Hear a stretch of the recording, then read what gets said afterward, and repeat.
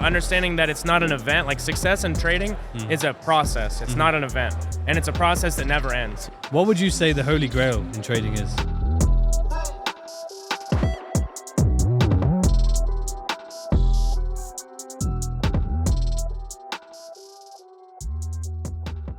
Welcome back to the Words of Rizdom Podcast. We are back once again here at the FX Summit, the one, the only, the best place to be for your networking. And we have the one, the only Jesse with us today. What's up, AKA guys? Casper, right? Yeah, Casper, Jesse. Everybody I'm introducing myself to here, I'm like, oh, I'm Jesse. And people are like, wait, you're not Casper? I'm like, yeah, everybody just knows me as Casper. But yeah, man, pleasure being on. I appreciate you having me on, bro. No, always, man. I know. We got to spend some time together these last couple of days as well, which has been great. And well, let's start off with, first I'm going to ask you, like, what, Casper, where does that come from?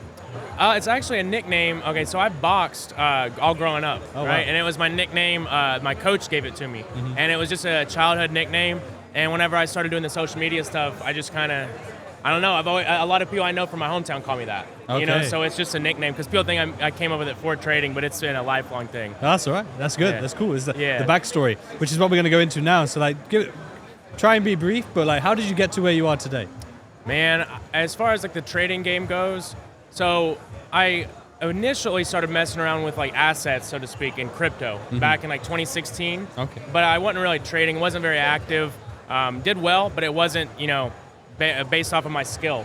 And then I came back into the, trading world in 2020 and started to trade a little bit, realized that I didn't really know as much as I thought I did. So I got really determined to perfect that. And, I became obsessed with it. Like I literally every day, all day long, wasn't just trading, but more or less studying. I actually found recently a notebook that I had where I used to take handwritten notes. I have books of them.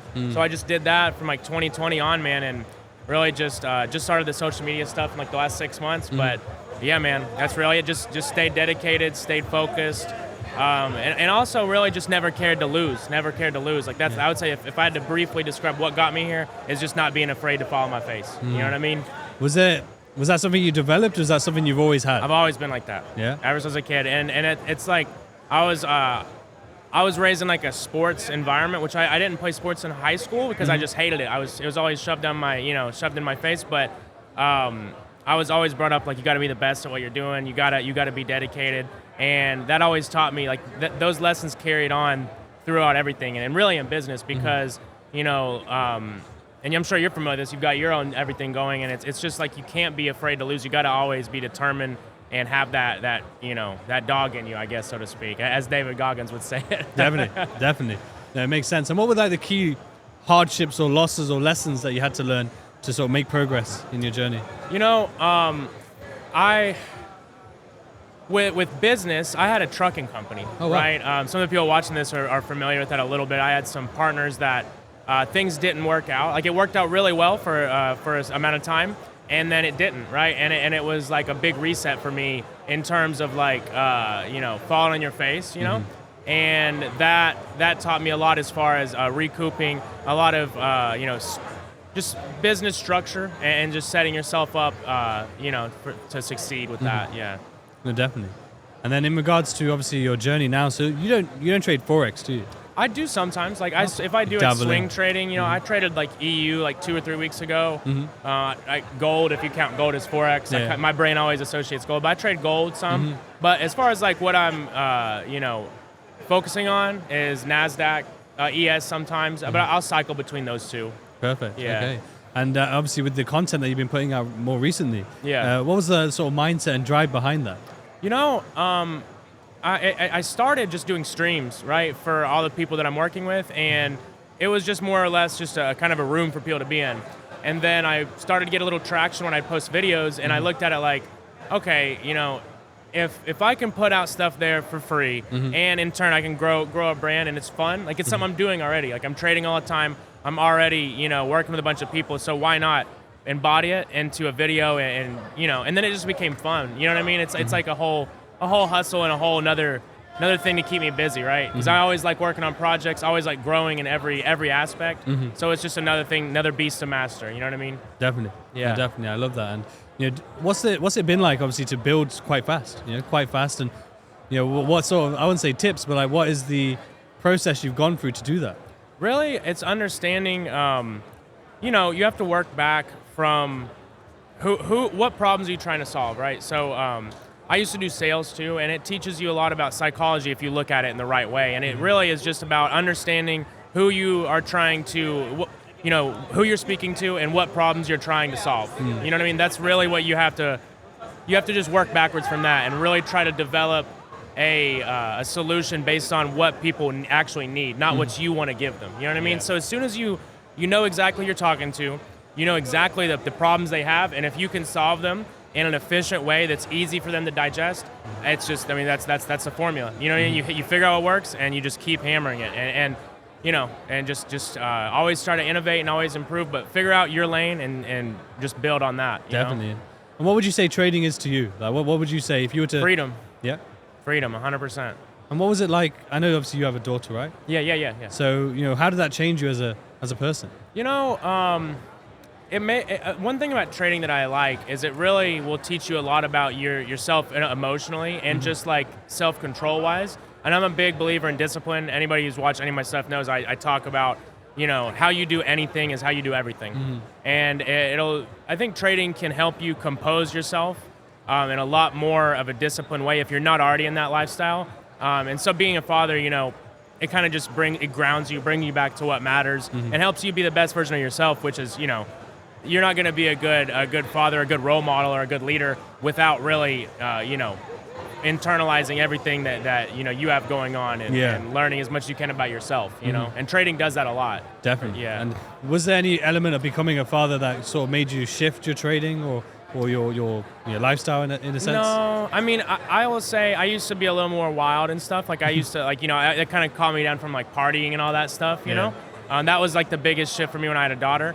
But I've always been a hustler. I've always been a go-getter. You know what I mean? Like even before I had a kid. But it motivates you. It gives you more of a purpose. And it's like, before it was more or less, just to make money, right? Yeah. Which is a very empty way to do things. Like, yeah, sure, you might be able to make a lot of money and have a lot of fun in this. But now, I look at it like I'm building a legacy, and Definitely. It's just it's much more purpose behind it, much more meaning, and that gives you that.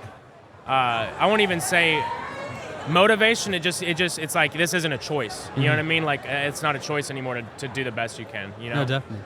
What would you say the holy grail in trading is? There isn't one. I'd say the holy grail is understanding there is no holy grail, and just understanding that it's not an event. Like success in trading is a process. It's not an event, and it's a process that never ends. And it's if you look at it like trying to find the holy grail, I think that mindset in itself, you're already in an uphill battle. Yeah. Definitely. And what would your message to traders out there be? Because we're here at the FX Summit. There's people here who no doubt are on their journey still. Yeah. They're probably still finding their feet. Maybe they're new, Yeah. What would your message to them be? Those people who are still on that journey. I would say, first and foremost, don't expect for this to be like a source of income in the first, I don't want to put a time label on it, but in the near future, because if you're looking at it like that, like people they'll go buy a funded challenge, or they'll start trading and buy a course because they want to make money in the next like 3 months, 6 months, you're lost. You've lost because you're looking at it with in the wrong way, because you're gonna have a lot of toxic habits and just overall the wrong approach if you look at it like that. Yeah. But if you can understand that this is gonna be a long journey and embrace that and really just leverage everything you can and just stay committed, that's going to be the biggest advantage that any new trader could have. Definitely, man. Yeah. Definitely. And was there anything in particular in your journey that really was what people call that aha moment, that click moment? Was there anything that you could look at, or was it more an accumulation of things? More of an accumulation, but there was like a time, I can remember it very, it was like, I went like a day or any minute, but it was like there was a time where I really started to realize like, okay, it's starting to click, it's really starting to click. But really what it wasn't technicals, it wasn't like I watched so much, so much ICT or something, what people think. They think it's just endless education. And while education never ends, that's not gonna be the big aha moment. It's more or less getting in tune with yourself and the mindset of it. And that's why you have people that are trading bull flags, people that are trading SMC, people that trade whatever. And the common denominator between the successful ones is not a strategy. We've seen that. It's just how you think. So that's where the aha moment, I think, is going to be for anybody, is just cracking your code. whatever that is, you know? Yeah, no, I like that. And, you mentioned Mr. ICT there. Yeah. What are your thoughts on Mr. ICT? A lot of respect for him. I appreciate everything he's done. I know there's a lot of controversy where people like hate on him and he doesn't live trade and this. The way I look at it is obviously what he has put together works. I know that. Like I don't have there's no argument with that for me. So when people are arguing over, I think it's a lot of people that are kind of just projecting their own failures. You know, maybe they tried it and like didn't work, or there's the people that do it just for clout. You know what I mean? But I have all the respect for the dude. I think it's insane how much it's blown up recently because I've been trading it for a while before the 2022 mentorship where it just completely blew up. And what's your mission now? You have the profitability. Yeah. So what is the mission now? What is the goal? Where is it that you're trying to go to? Right. Lately I've been really trying to put that in a very clear perspective for myself as far as like, what would be, not the end game goal, but, because again, like it goes back to purpose, like I was saying earlier.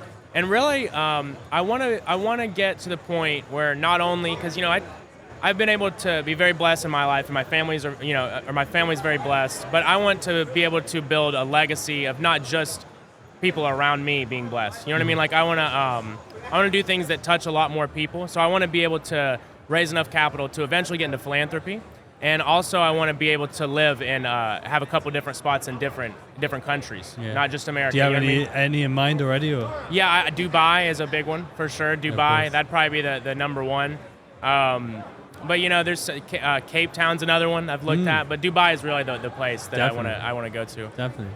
And we'll finish up on one last question then, which is like, what is your top 3 tips to traders trying to progress, to move forward? Yeah, I would say first off, really focus on trading psychology before. I won't say before anything because no one's going to do that. Everyone's going to learn technicals. You're going to have to lose some money to realize that there's something missing, and that is trading psychology. Get some Mark Douglas books. The Disciplined Trader, Trading in the Zone. Those 2 books alone can change the course of your trading tremendously, depending on where you find them in your journey.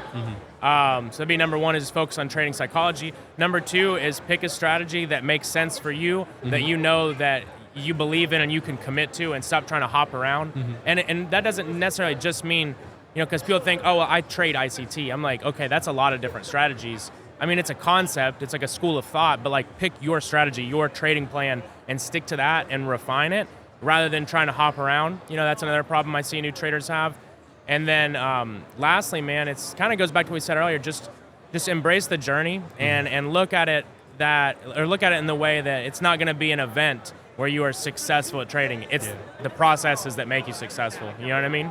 So I guess those would be the 3 main tips. It's a consistent process. I love that. Yeah. Definitely. Well, Casper, we're going to have to do a proper episode at some point, for sure. Maybe while we're down here, who knows? We got the B&B, we got tons of locations down here in beautiful Miami. If we can squeeze it in, we'll get it done, man. Honestly, 100%. But thank you for coming on. Yeah. Thank you, everyone. Make sure you check out the links for Casper below in the description. But until next time, take care.